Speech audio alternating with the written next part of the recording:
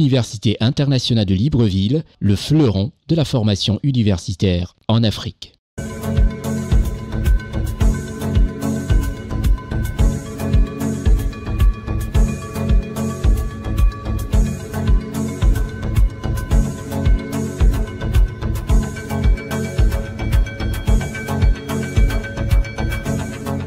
Téléspectateurs africains et ceux de la diaspora, merci de nous recevoir chez vous. Pendant 1 heure, j'aurai l'occasion de vous donner des informations sur le continent africain et surtout sur le monde afro-mondial. Merci de nous recevoir chez vous. Je suis Constieka. Nous allons vous parler d'Interpol, la sécurité. Le président Alassane Ouattara, le président de la République de Côte d'Ivoire, chef de l'État, accorde une importance particulière à la sécurité dans son pays, la Côte d'Ivoire. À la tête de ce ministère de la Défense, un homme aguerri à la chose sécuritaire, le ministre d'État, ministre de la Défense de Côte d'Ivoire, son Excellence Teni Birahima Ouattara. Le président Alassane Ouattara a accordé une audience au président d'Interpol. C'était dans les locaux de la présidence de la République de Côte d'Ivoire. Un document signé Marcel Bassolé à la réalisation avec les images d'Ousmane Koulibaly. On se le regarde. Le président de la République de Côte d'Ivoire, son Excellence Alassane Ouattara, a échangé ce mercredi 15 février 2023 au palais de la présidence de la République avec le président d'Interpol, le général-major Ahmed Nasser Al-Raïssi. La visite du président d'Interpol en Côte d'Ivoire s'inscrit dans le cadre d'une tournée générale des 4 bureaux régionaux d'Interpol en Afrique, a salué l'expertise du personnel du bureau d'Abidjan qui couvre toute la région ouest africaine, ainsi que le leadership du président Alassane Ouattara et le professionnalisme des autorités ivoiriennes en charge de la sécurité. C'était un énorme plaisir de pouvoir rencontrer le président de Côte d'Ivoire et je le remercie pour le soutien qu'il donne à Interpol puisque Côte d'Ivoire est hôte du bureau régional d'Interpol dans ce pays magnifique. Non seulement il soutient avec le personnel qu'il met à disposition, mais en plus il partage une expertise incroyable dans ce bureau. Et j'ai parlé également de l'excellente coopération dont jouit Interpol avec la Côte d'Ivoire. Vous êtes un pays exemple de votre engagement pour lutter contre la criminalité dont est victime non seulement la Côte d'Ivoire, mais toute la région. Nous continuerons cette coopération et nous continuerons dans notre soutien. Je souhaite que cette prospérité grâce à votre sécurité continue. Le ministre directeur du cabinet du président de la République, M. Fidel Sarasoro, le ministre de l'Intérieur et de la Sécurité, le général Vagondo Diomandé, et le directeur général de la police nationale, le général Youssouf Kouyaté, ont pris part à la rencontre.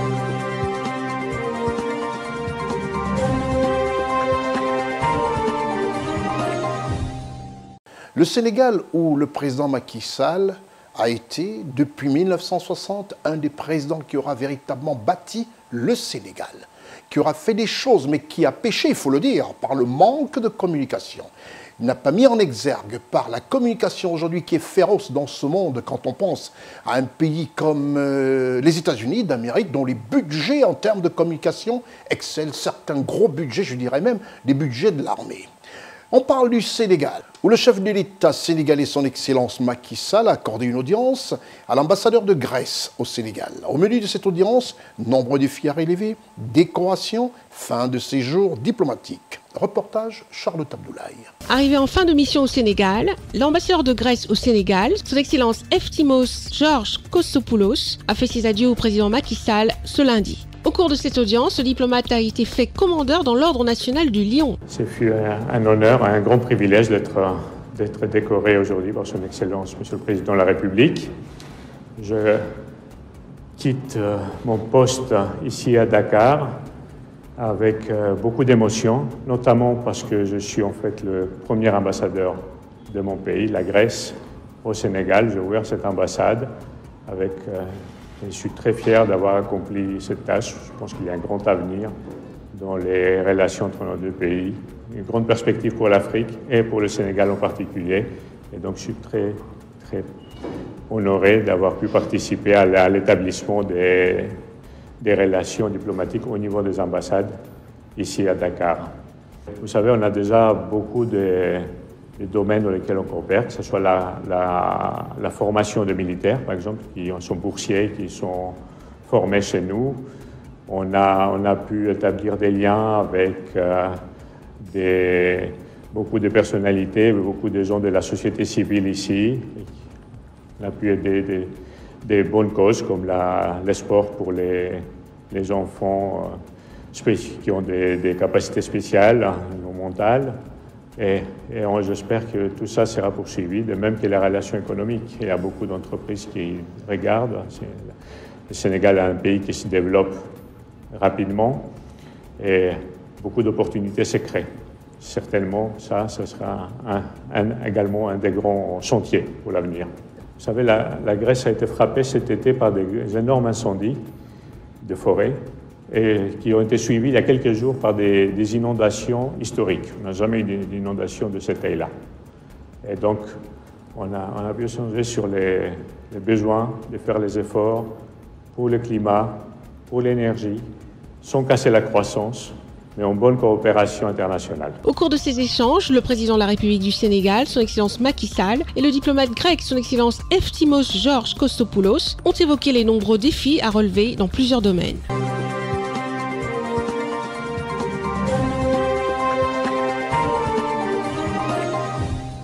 Prenons connaissance des différentes filières, différentes facultés qu'offre l'Université internationale de Libreville, qui se distingue par sa formation, son site inégalable en Afrique et qui garantit ainsi un succès à tous les étudiants. L'Université internationale de Libreville, reconnue d'utilité publique grâce à son partenariat avec l'État, est un établissement privé d'enseignement supérieur à vocation scientifique et technologique composé, entre autres, de l'École polytechnique de Libreville, de la Faculté de droit et des sciences politiques, de l'Institut international de recherche biomédicale et biotechnologie, de l'Institut supérieur de gestion et d'économie appliquée.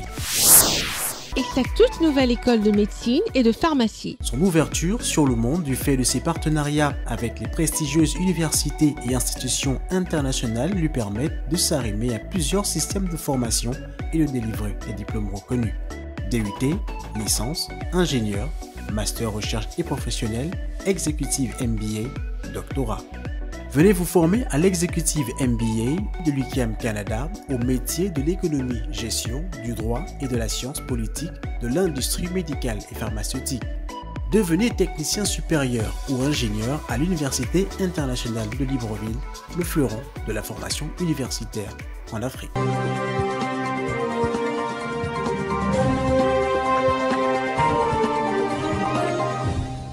Y faire un tour du côté du Tchad, dans le pays du président Mahamat Idriss Déby Itno, ce général, qui aujourd'hui maîtrise et fait le bonheur de tous ses compatriotes tchadiens. Le président de la transition tchadienne, président de la République, le général Mahamat Idriss Déby Itno, a accordé une audience à une délégation gabonaise conduite par le secrétaire général de la présidence de la République gabonaise, M. Guy Rossatanga, ce qui a fait suite à un échange de bons procédés par N'Djamena, qui a aussi détaché une délégation pour Libreville. Voilà ce qui fait plaisir à tous les Africains de voir des échanges sud-sud, de voir ce type de collaboration et de partenariat entre nos États. Reportage Charlotte Abdoulaye.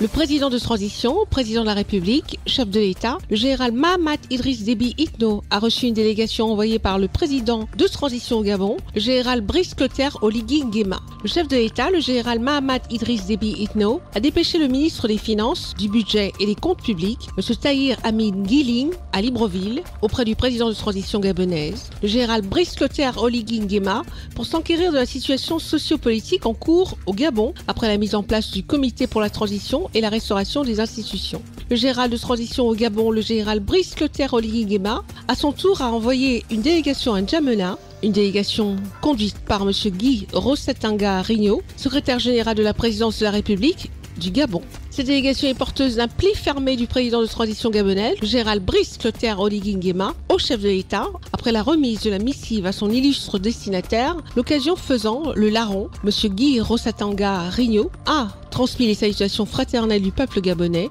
au chef de l'État, général Mahamat Idriss Déby Itno. M. Guy Rossatanga Rigno, ravi des échanges avec le chef de l'État, le général Mahamat Idriss Déby Itno, a évoqué à sa sortie de l'audience les forts liens multiples et variés entre Tchadiens et Gabonais et la nécessité pour les deux peuples d'être informés de la situation sociopolitique dans leurs pays respectifs. Le Tchad et le Gabon sont des pays frères et pas que d'aujourd'hui.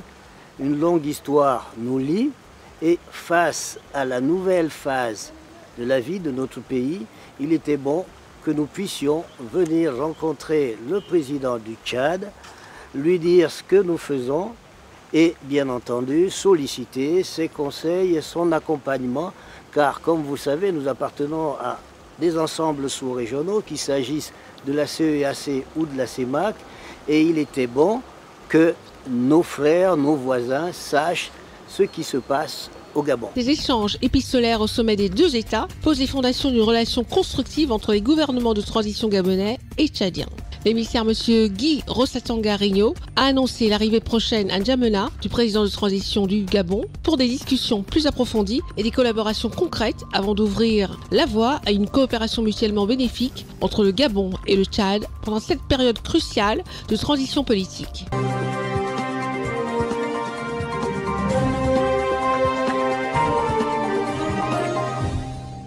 Pourquoi le président de la République ivoirienne, son Excellence Alassane Ouattara, l'a-t-il surnommé l'empereur? Cet empereur que nous aimons tous, regardez simplement la décomposition de ses tenues vestimentaires. Il a opté pour les costumes croisés et il a vraiment révolutionné ce port de la superbe toile. Le président de la République congolaise a effectué un séjour fraternel, mais surtout un séjour d'amitié en Côte d'Ivoire. Une visite officielle organisée par la République de Côte d'Ivoire.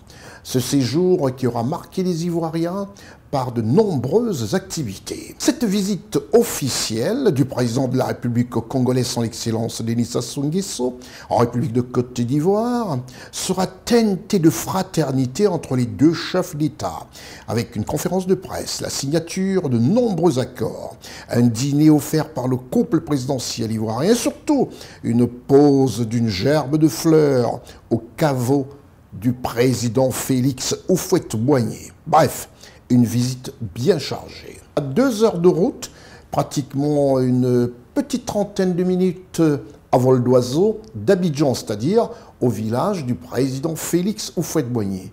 Quand on sait que ce séjour était rythmé par de nombreux coups de fil d'un Congolais, propriétaire de la télévision C-Direct en France, qui n'a eu cesse de rappeler toute l'équipe de CNN pour savoir si les reportages se faisaient. C'est M. Judy-Gaël Massirou qui a été présent au téléphone à savoir si tout était mis en œuvre pour faire un reportage digne de ce nom à l'occasion de la visite officielle de son président de la République congolaise. Vous savez, les Congolais, ils adorent ça. Et c'est très bien quand un chef d'État a comme compatriotes, des dirigeants de grandes entreprises de médias comme C-Direct, en l'occurrence Judy-Gaël Massirou, on peut tout simplement s'enorgueillir. Le président Denis Sassou Nguesso en Côte d'Ivoire n'a pas été de tout repos, comme vous reporte ici toute l'équipe de reportage de CNN présent à l'aéroport et à toutes les différentes étapes de la visite officielle de son Excellence Denis Sassou Nguesso en Côte d'Ivoire.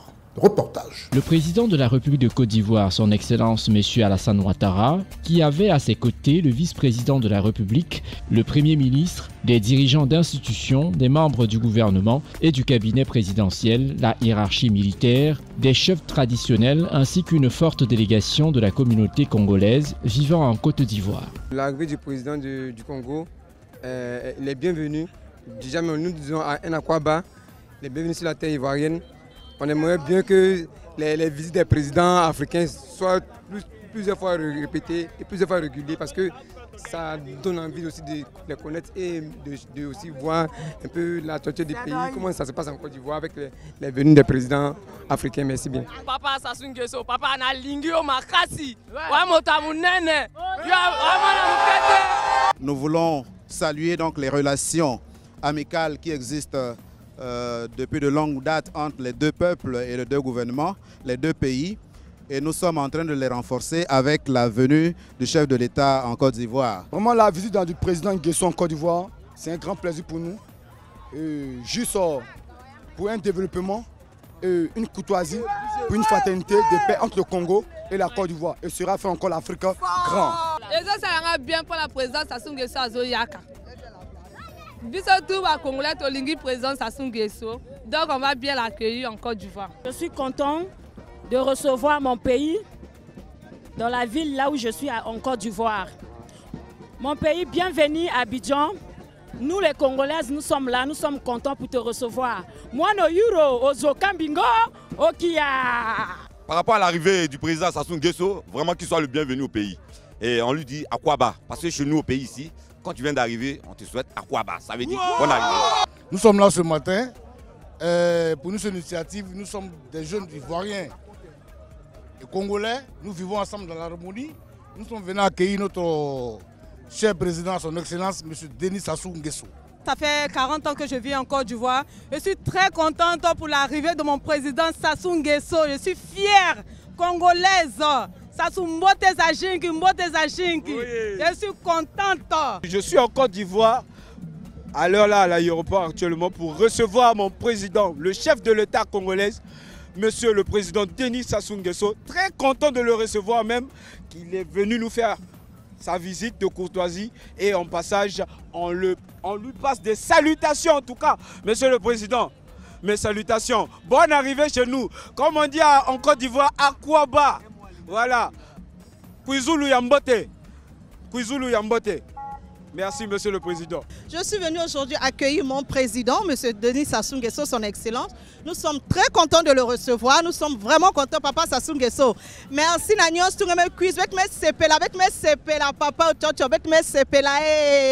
Papa, merci, bienvenue, avec mes sepela, Papa. Le président Alassane Ouattara a accueilli son homologue congolais, son excellence Denis Sassou Nguesso, le lundi 12 juin 2023, en début d'après-midi à l'aéroport international Félix Houphouët-Boigny. Sur le tarmac, toutes les dispositions sont prises. Aux alentours de 14 h, l'avion transportant à son bord le président de la République du Congo s'immobilise. Le président Denis Sassou Nguesso est accueilli au bas de l'échelle de coupé par son homologue ivoirien, son excellence Alassane Ouattara, visiblement heureux de retrouver un ami, un frère, en cette circonstance solennelle de sublimation des relations entre la Côte d'Ivoire et le Congo. S'en sont suivies les exécutions des hymnes nationaux du Congo et de la Côte d'Ivoire.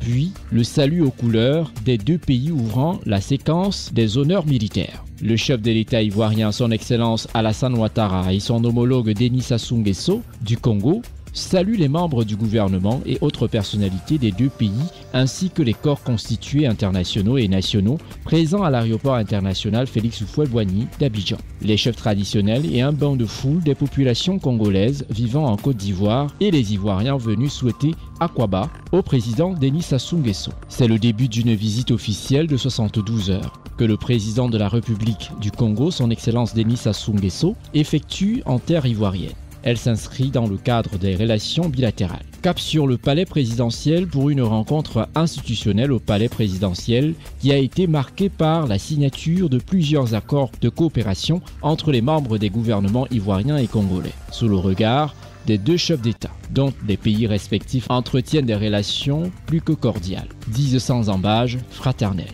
Le président Sassou Nguesso a répondu à la question à lui être posée par un journaliste de la presse internationale. Est-ce que vous pouvez nous expliquer un petit peu les objectifs de la mission de médiation africaine à laquelle vous allez participer en Russie et en Ukraine à la fin de la semaine? Comme vous le savez, peut-être vous ne le savez pas, je vais vous le dire. En Afrique, on dit que lorsque les éléphants se battent, ce sont les petites herbes en bas qui se couchent et qui meurent. Alors, nous en Afrique, nous sommes comme ces herbes qui sont en train de mourir du fait des batailles des géants. Nous subissons tous les effets de ces guerres-là directement, nos peuples. L'inflation gronde partout. Et nous pensons que face à un tel drame, l'Afrique ne pourrait pas rester silencieuse ou indifférente. Je crois que c'est l'année dernière, notre président d'exercice, le président Alassane, non, le président Macky Sall, s'était déjà rendu à Moscou. Il a pris aussi contact avec le président Zelensky d'Ukraine pour porter le message de l'Afrique. Les peuples africains ont toujours, dans leur conflit, privilégié la palabre, le dialogue. Et l'Afrique ne pouvait pas rester indifférente. Voilà pourquoi il a été convenu que quelques chefs d'État, en réalité un chef d'État par sous-région d'Afrique centrale, plus le président en exercice de l'Union africaine, que quelques 5-6 chefs d'État pourraient se rendre en Ukraine et en Russie pour porter un message de paix, tout au moins d'apaisement, et faire comprendre aux belligérants quelles sont les souffrances qui sont causées par cette guerre aux peuples faibles du monde, et en particulier au peuple d'Afrique. Un dîner a été offert au président congolais par le couple présidentiel ivoirien. Je me réjouis des avancées notables constatées de la signature à l'occasion de cette visite officielle de 13 nouveaux accords de coopération cet après-midi. La récente participation des milieux d'affaires ivoiriens au dernier forum économique, culturel et touristique, organisé en mars 2023 à Brazzaville, est le cadre idéal pour la promotion des investissements nationaux et l'ouverture de nos marchés aux produits ivoiriens et congolais. Vive le Congo, vive la Côte d'Ivoire, vive l'amitié fraternelle et la coopération ivoiro-congolaise. Je voudrais vous traduire ma gratitude pour les dispositions que vous avez fait prendre afin que j'aille m'incliner devant la mémoire du père fondateur de la nation ivoirienne, le président Houphouët-Boigny à Yamoussoukro. J'ai foi en notre capacité à porter plus haut la relation exceptionnelle et privilégiée qui unit déjà nos pays, à rapprocher davantage nos peuples et préparer notre jeunesse aux défis de son époque. La suite du séjour pour la deuxième journée, le président de la République du Congo, son Excellence Denis Sassou Nguesso, a également visité l'usine Semoa, une unité de transformation de cacao, avant de recevoir les clés de la ville d'Abidjan, ainsi que le parchemin du citoyen d'honneur. C'est une fierté pour nos autres dirigeants africains de visiter une industrie comme celle-ci. C'est le sens de notre combat, pour le développement de l'Afrique. Parce que l'Afrique ne devrait pas continuer d'être la 5e roue du carrosse. Nous serions condamnés à produire la matière première pour qu'elle soit transformée ailleurs, que la valeur ajoutée soit ailleurs et que les emplois soient ailleurs et que le chômage des jeunes soit en Afrique. L'Afrique va s'en inspirer, le Congo aussi, parce que nous sommes un tout petit producteur de cacao. Le ministre de l'Agriculture est ici, avec l'appui de son frère qui est là. Ils se sont déjà entendus. On va avoir la semence Mercedes, voilà. Et il va faire le développement dans la Likwala, la Sanga, les 2 cuvettes pour commencer. Et puis on viendra à l'école et puis tout marchera. Le président de la République du Congo, son Excellence Denis Sassou Nguesso, s'est rendu aussi à Yamoussoukro afin de déposer une gerbe de fleurs au caveau de Félix Houphouët-Boigny, le premier président de la République de Côte d'Ivoire. C'est pour la deuxième fois que je viens ici. Quand j'ai accédé à la magistrature suprême de mon pays, le Congo, c'est le premier chef d'État au monde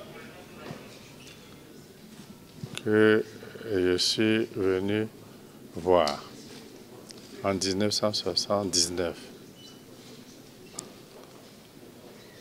L'aéroport de Yamoussoukro était déjà construit tel qu'il est là. Et la voie qui mène à Yamoussoukro aussi, telle qu'elle est.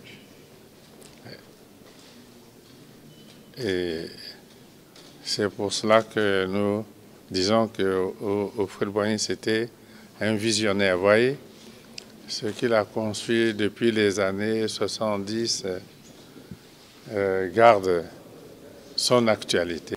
Il m'a accueilli à l'aéroport de Yamoussoukro.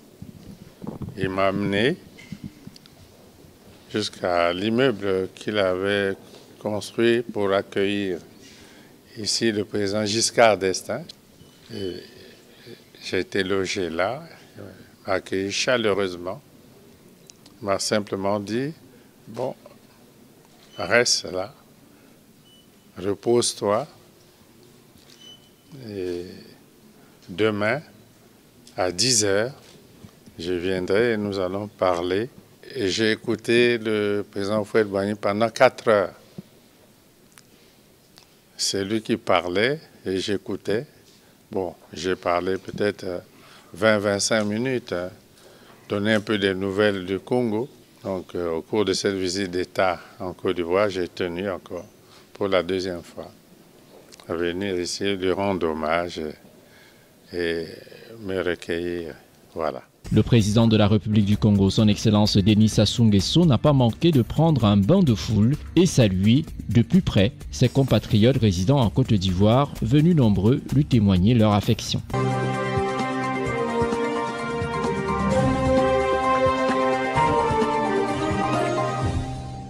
Nous allons quitter la Côte d'Ivoire pour la Chine.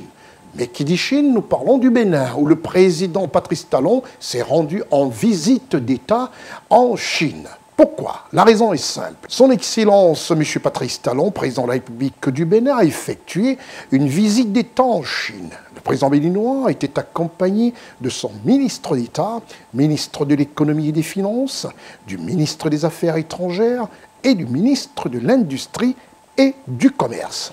Un reportage de Raoul Sonkoué avec la précision chirurgicale en post-production de Marcel Massolé.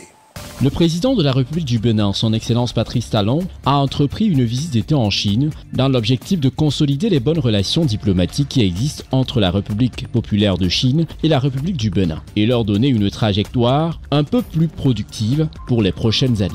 Dans la délégation du président de la République du Bénin, son Excellence Patrice Talon, il y a 3 ministres, dont M. Romial Wadani, ministre d'État, ministre de l'Économie et des Finances de la République du Bénin. M. Oulé Shogun, Adjadji Bakari, ministre des Affaires étrangères de la République du Bénin, et Mme Chadia Assouman, ministre de l'Industrie et du Commerce de la République du Bénin. Aussitôt arrivé à Pékin, où il a été accueilli à l'aéroport par Deng Li, vice-ministre des Affaires étrangères de Chine, Ping Jingtao, ambassadeur de Chine au Bénin, et Simon-Pierre Adovelande, ambassadeur du Bénin en Chine. Le chef de l'État béninois, son Excellence Patrice Talon, a entamé les activités prévues à son agenda en se rendant au musée de l'école du Parti communiste chinois pour faire sa découverte, guidé par Jing Shungtao, vice-président de l'école du parti. Ce musée porte en son sein une bonne partie de l'histoire de l'Empire du Milieu. Fondée le 13 mars 1933 par le comité central du Parti communiste chinois, l'école du parti est un centre d'excellence et de renforcement des capacités des fonctionnaires membres du Parti communiste qui permet de former les dirigeants chinois qui exerceront des fonctions importantes. en province ou au niveau national. Pendant plus d'une trentaine de minutes, le président de la République du Bénin, son Excellence Patrice Talon, a parcouru les archives et les photos présentes dans ce musée qui abrite la mémoire du parti et met en lumière les grandes figures de son histoire, depuis Mao Tse-tung jusqu'à Xi Jinping, président en exercice. Au terme de la visite guidée du musée, le chef de l'État béninois, son Excellence Patrice Talon, et sa délégation ont eu une séance de travail avec les hauts fonctionnaires du Parti communiste chinois. Je vous remercie pour cet honneur qui est fait à moi-même et à ma délégation pour venir en ce lieu emblématique du développement et du rayonnement de la Chine. C'était impressionnant de voir combien un outil central peut contribuer à travers le temps à l'efficacité et à la gouvernance pour porter la Chine là où elle est. Le développement durable n'est jamais l'effet du hasard. On voit bien que c'est un processus et cette école est dans le processus de pensée, de mise en œuvre des actions et c'est de grande inspiration. Et quand on voit d'où la Chine est partie et combien de progrès vous avez réalisé en si peu de temps, et qu'on voit le mécanisme, c'est la formation, c'est l'engagement, et notamment des élites, des dirigeants. Et nous conduisons le destin de nos pays avec ce qu'on appelle du tout venant. Et malheureusement, les uns et les autres qui constituent l'élite de gouvernance n'ont pas les aptitudes qu'il faut, n'ont pas les prérequis, n'ont pas les formations, n'ont pas les niveaux d'engagement qu'il faut. Et pourtant, c'est eux qui doivent décider et diriger ces pays. Comprenez pourquoi l'Afrique a tant de retard. La visite du président de la République du Bénin, son Excellence Patrice Talon, démarre donc sous des perspectives prometteuses. Le respect de l'agenda permettra aux parties béninoises et chinoises de revisiter les différents domaines de coopération et de les booster à travers de nouvelles initiatives.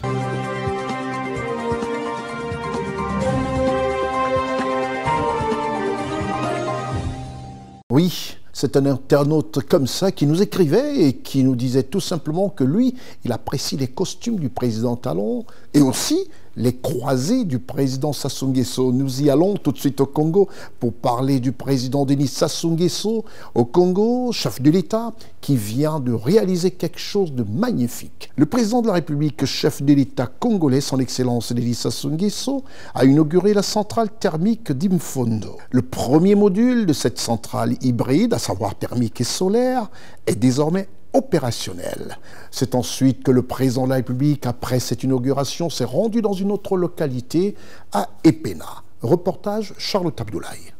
Le président de la République du Congo, son Excellence Denis Sassou Nguesso, a procédé ce lundi 22 mai 2023 à l'inauguration d'une centrale hybride thermique et photovoltaïque dans son premier volet à Imfondo, chef-lieu du département de Likwala. En séjour de travail à Imfondo dans le département de la Likwala, le chef de l'État congolais, son Excellence Denis Sassou Nguesso, a inauguré le premier module de la centrale hybride thermique solaire.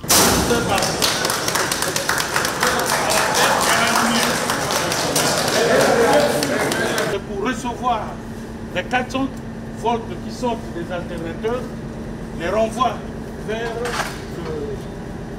le transformateur qui transforme les 400 volts en 20 000 volts. Et ces 20 000 volts tombent maintenant de l'autre côté. Si la charge augmente, on constate que ça a dépassé R4,7, en ce moment, on passe ici. Au deuxième tour, on appuie ce bouton Start et le second prend le relais. Si les groupes sont en arrêt, on peut aussi commencer le démarrage par ceci et terminer par là. Les populations de la Likwala ont porté en triomphe le président Denis Sassou Nguesso pour l'accompagner dans la réalisation progressive des multiples actions pour le bien-être des Congolais. Après avoir inauguré la centrale hybride thermique et photovoltaïque d'Imfondo, financée par le budget de l'État congolais et d'une capacité prévue de 3,4 MW, le projet dans son ensemble est réalisé en 4 lots distincts et mis en œuvre par les produits de construction de Brazzaville, Procob, une filiale de la société belge Contrat ABC. Le chef de l'État congolais, son Excellence Denis Sassou Nguesso, a mis le cap sur Epena, où il a été accueilli en triomphe par les populations de la dite localité. Les sages du district ont salué son arrivée par un rituel d'accueil significatif, ont émis le souhait de voir que leur localité soit aussi éclairée, comme Imfondo, chef-lieu du département.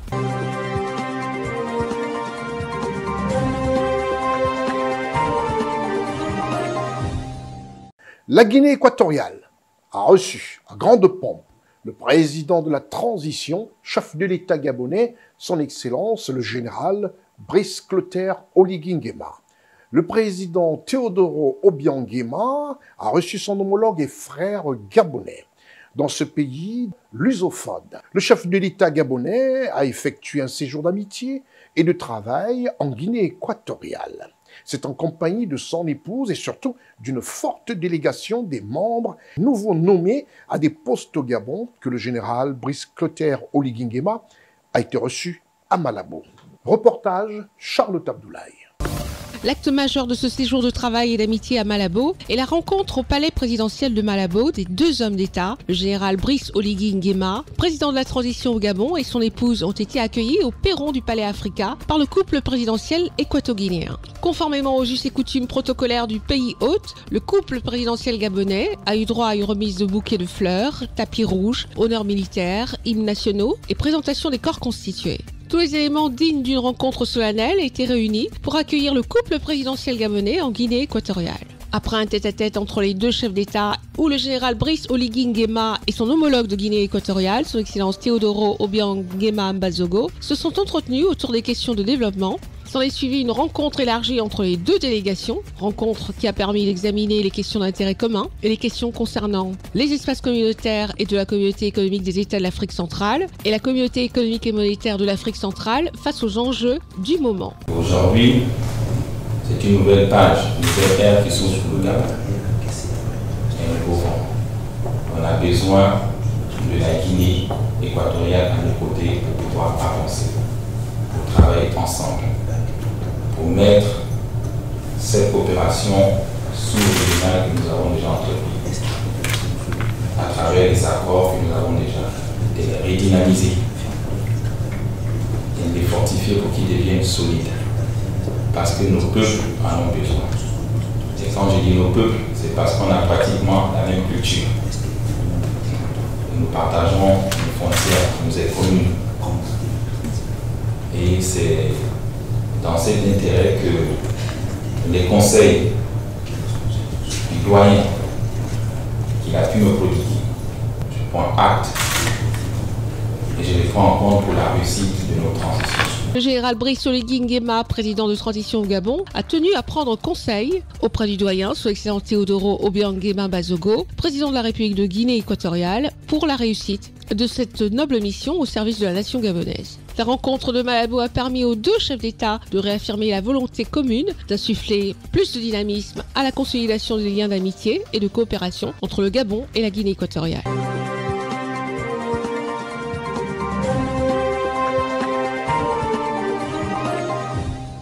En République togolaise, son Excellence, le président de la République togolaise, a reçu son homologue nigérian, son Excellence Mohamed Bazoum, pour une visite d'amitié et de travail. Les deux chefs d'État ont eu un tête-à-tête où ils ont évoqué de nombreux sujets. Un reportage signé Muriel Kwaku et Marcel Bassolé.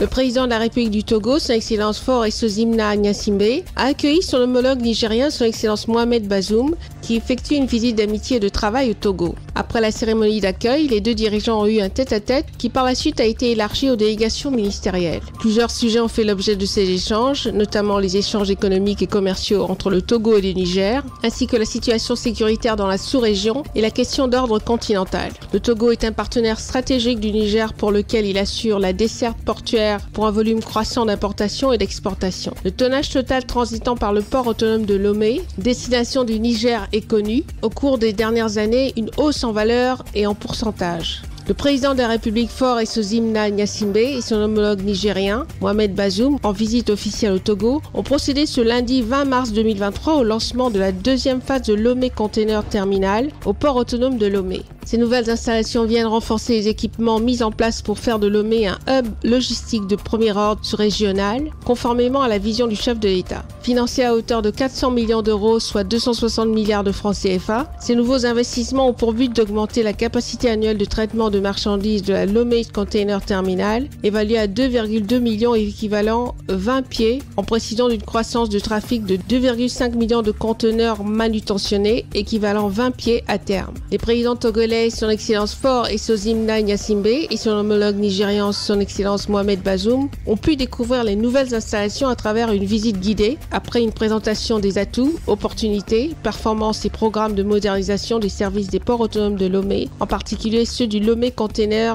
Terminal. L'extension de la LCT permettra de répondre aux besoins futurs de croissance des volumes attendus et de garantir les meilleures qualités des services fournis, de productivité opérationnelle globale et de fluidité des opérations de livraison-réception des marchandises. À l'occasion de la visite du chef de l'État nigérien, son excellence Mohamed Bazoum au Togo, les outils de la coopération bilatérale devraient connaître une redynamisation destinée à optimiser les résultats.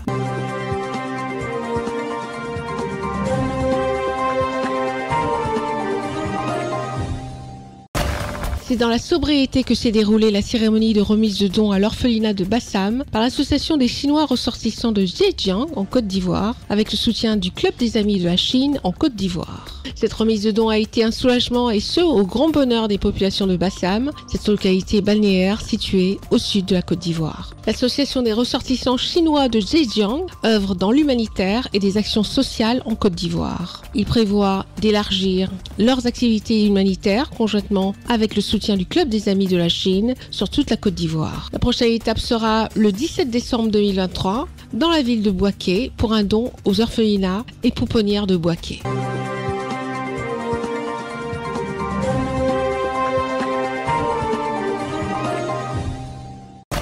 En présence de l'équipe de reportages spéciaux de CNN, un conseil des ministres s'est tenu le mercredi 6 décembre 2023 de 11h à 13h au palais de la présidence de la République à Abidjan, sous la présidence de son excellence Alassane Ouattara, président de la République de Côte d'Ivoire, chef de l'État.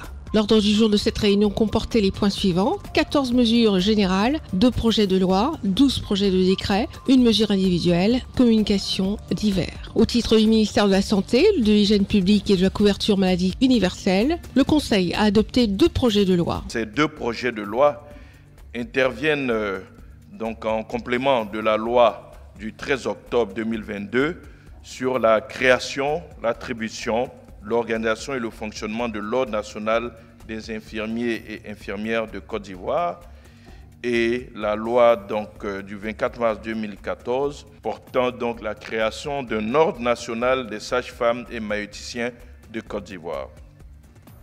Ces différents dispositifs visent à introduire une pratique professionnelle consciencieuse, responsable et plus exigeante dans l'exercice des professions d'infirmiers, de sages-femmes et de maïeuticiens, en définissant les droits et devoirs, notamment envers les patients, les conditions d'exercice, mais aussi la nomenclature des actes et des soins autorisés. Au titre du ministère de la Justice et des Droits de l'Homme, en liaison avec le ministère des Affaires étrangères, de l'intégration africaine et des Ivoiriens de l'extérieur, le Conseil a adopté un décret modifiant le décret numéro 2001-365 du 27 juin 2001, portant création d'un comité interministériel de suivi de l'application des instruments internationaux relatifs aux droits de l'homme, tel que modifié par le décret numéro 2017-303 du 17 mai 2017.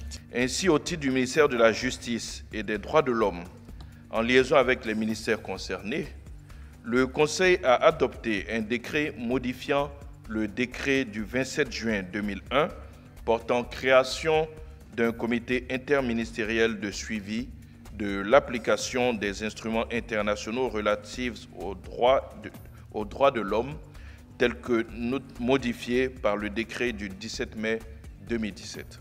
Au titre du ministère des Finances et du Budget, en liaison avec le ministère de la Justice et des Droits de l'Homme et le ministère de la Sécurité, le Conseil a adopté 2 décrets. Le premier décret est relatif au régime juridique des jeux concédés à la Loterie nationale de Côte d'Ivoire, la LONASI.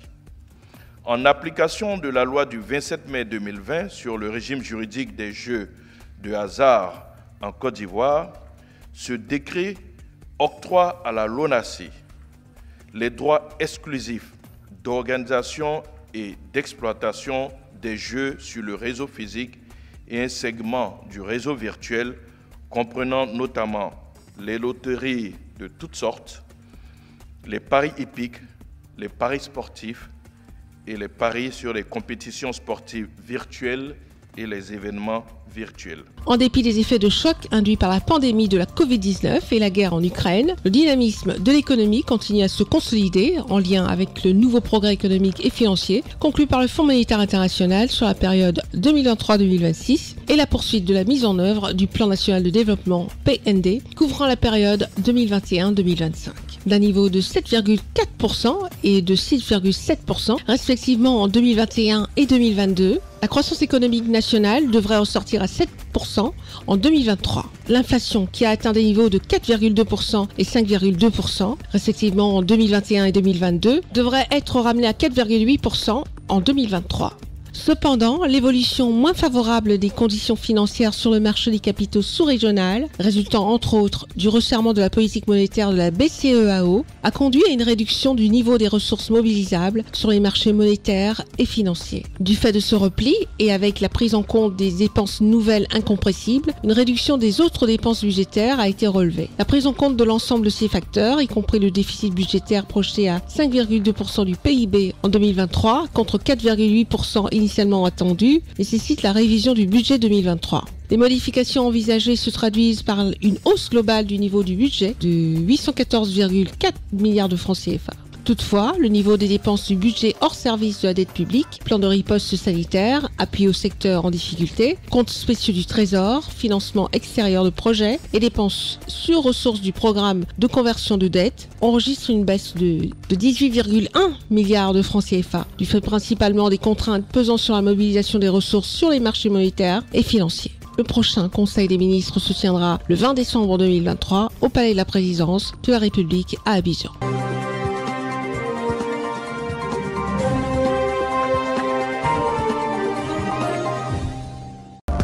Arrivé en fin de matinée à l'aéroport international Simalène de Yaoundé ce mercredi 6 décembre 2023 pour une visite d'amitié et de travail avec son homologue camerounais, son Excellence Paul Biya, et une rencontre avec la diaspora gabonaise au Cameroun, le président de la transition et chef de l'État gabonais, le général Brice Clotaire Oligui Nguema, a été accueilli par le premier ministre camerounais, chef du gouvernement, Joseph Dione Ngouté, et son cortège s'est ensuite dirigé vers le palais de l'Unité sur les hauteurs d'Etoudi, en dessous du mont Fébé. Une visite d'amitié et de travail tant attendue par la planète entière, au premier plan par les Gabonais et les Camerounais qui sont deux peuples frères assis sur un héritage sociologique et culturel renforcé par les liens diplomatiques et économiques tissés depuis fort longtemps. Cette visite s'inscrit dans le sillage de plusieurs rencontres ces derniers mois du chef de l'État gabonais, son Excellence Brice Clotaire Oligui Nguema, avec les chefs d'État de la sous-région CEAC.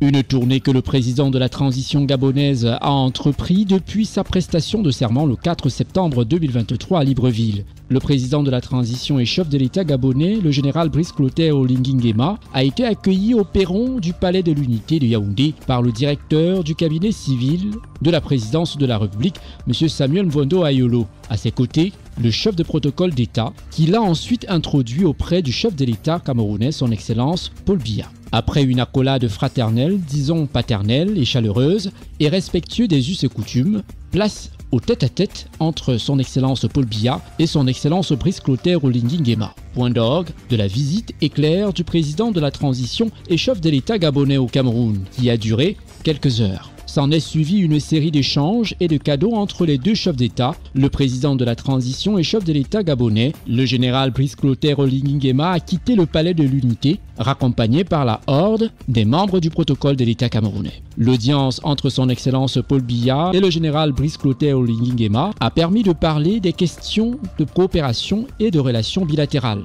Le général Brice Clotaire Oligui Nguema a fait savoir à la presse que le président Paul Biya lui a promis son soutien total afin que les choses reviennent à la normale au Gabon. Le président Paul Biya nous a promis son soutien total à ce que les choses reviennent à la normale au Gabon. Nous sommes à l'écoute, nous sommes contents et je suis ému de cette visite. Donc cette visite explicative était nécessaire. Au-delà de cette visite, nous avons échangé sur les questions de coopération de la sous-région. Et c'est un retour à la grande diplomatie entre Yaoundé et Libreville. Il s'est dit ému de cette visite qui le rassure. Le dirigeant gabonais a aussi confié avoir sollicité la clémence du président de la République du Cameroun, son Excellence Paul Biya, afin que le Gabon réintègre la communauté économique des États de l'Afrique centrale. En effet, au lendemain de la prise du pouvoir du 30 août 2023 par le CTRI, la CEAC a suspendu l'adhésion du Gabon jusqu'à ce que l'ordre constitutionnel soit rétabli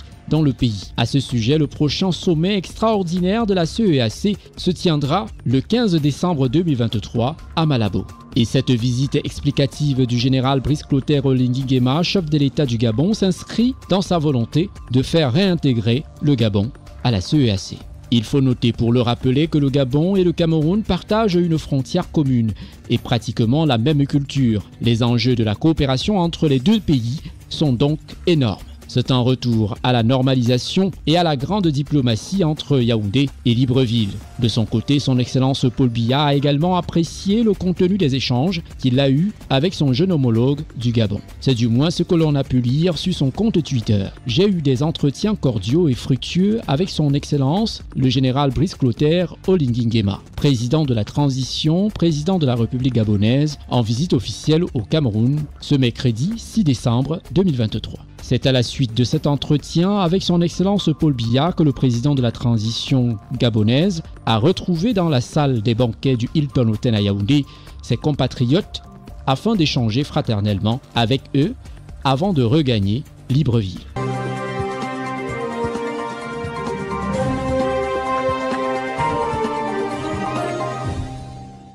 Dans cette émission, nous avons décidé comme ça d'accorder aussi une part belle dans ce best-of 2023, mais une part belle à la COP28 puisque c'est pratiquement l'événement planétaire.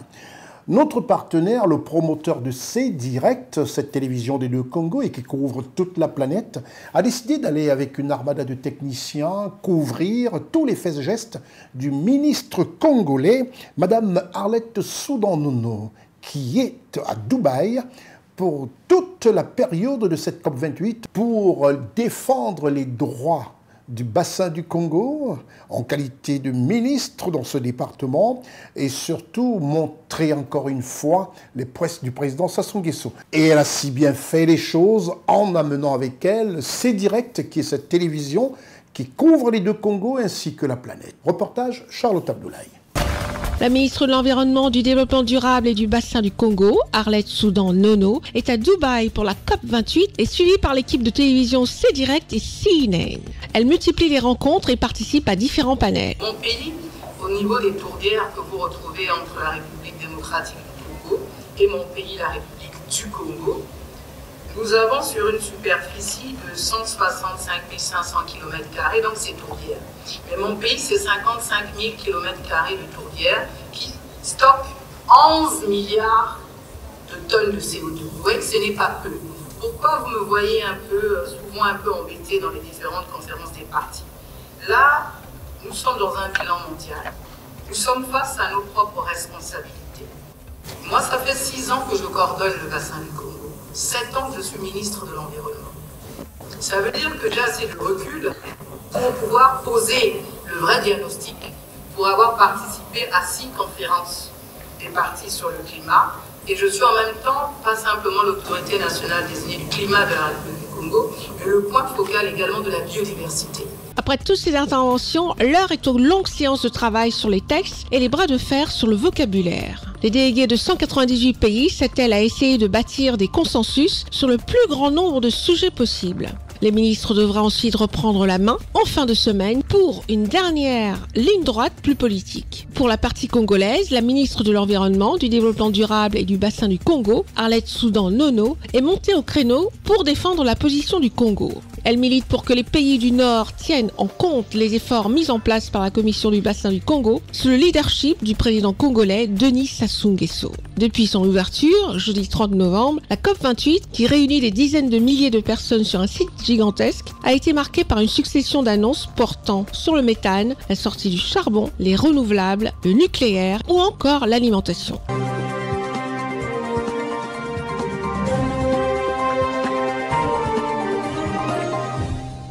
Voilà ce qu'on peut dire du Congo à Dubaï. Rendu à plus d'une semaine, cette COP28 fait des merveilles. Tous les États se battent un peu les uns les autres. Nous allons retrouver la correspondante de CNN France qui est à Dubaï, Madame Sylvie de Boisfleury, et qui est du côté de Dubaï pour nous apporter comme ça des nouvelles fraîches.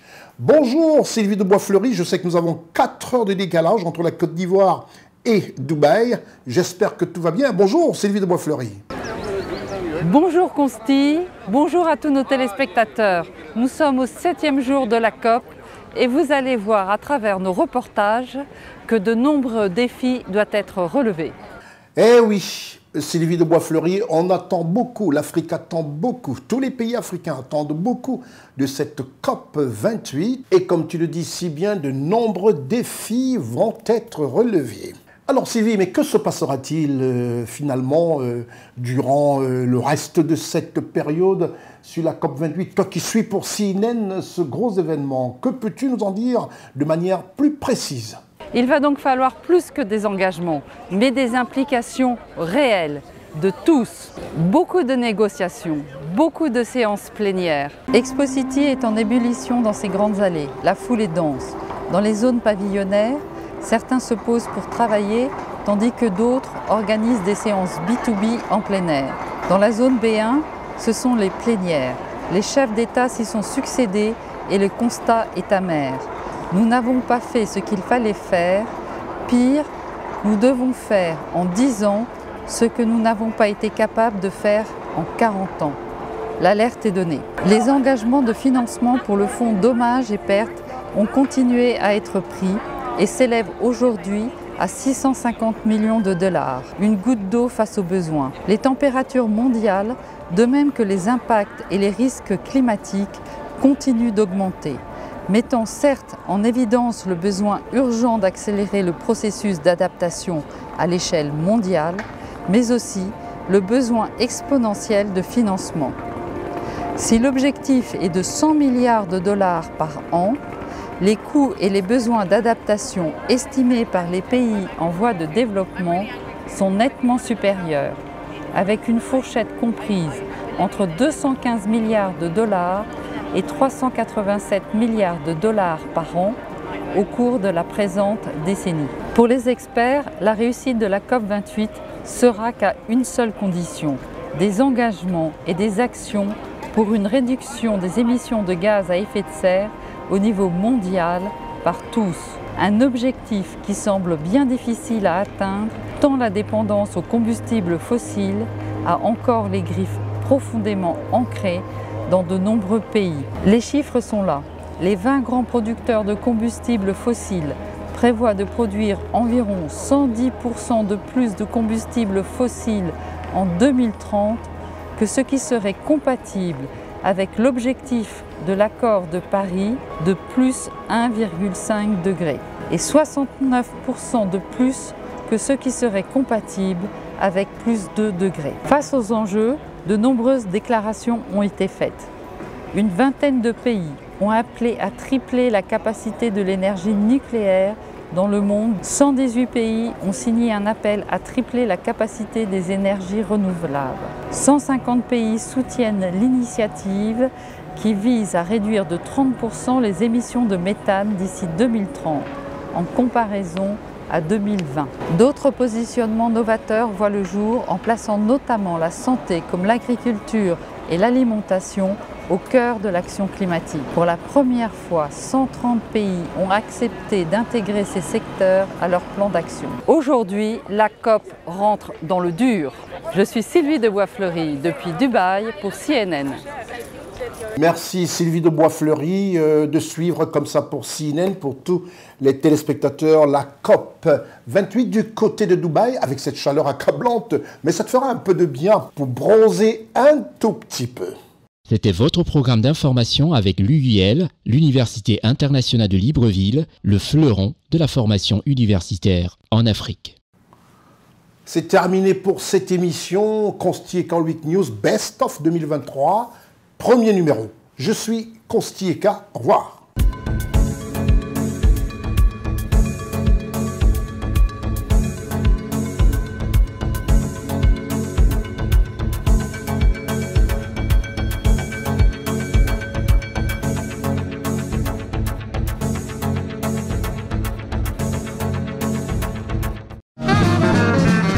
Le rendez-vous du roi de la télé sur CNN avec son magazine d'information politique afro-mondiale Constieka All Week News en multidiffusion sur CNN, la télévision autrement, sur les bouquets Télépack, l'IMEX et en streaming sur www.cnntv.ci en couverture mondiale.